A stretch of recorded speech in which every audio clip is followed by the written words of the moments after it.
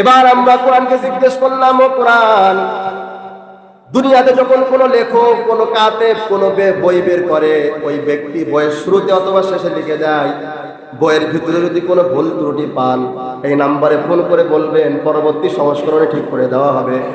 ও কোরআন, তুমি কেমন কোরআন? তোমার ভিতরে কি কোনো ভুল আছে নাকি? কোরআন সাথে সাথে জবাব দিয়ে দেয়। কোরআন বলে, আমি এমন একটা কিতাব, আমার ভিতরে ভুল তো দূরের কথা, সন্দেহ করার কোনো অবকাশ নাই। সুবহানাল্লাহ।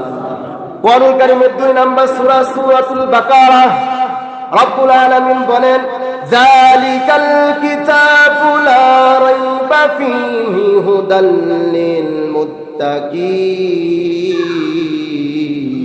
আল্লাহু আকবার।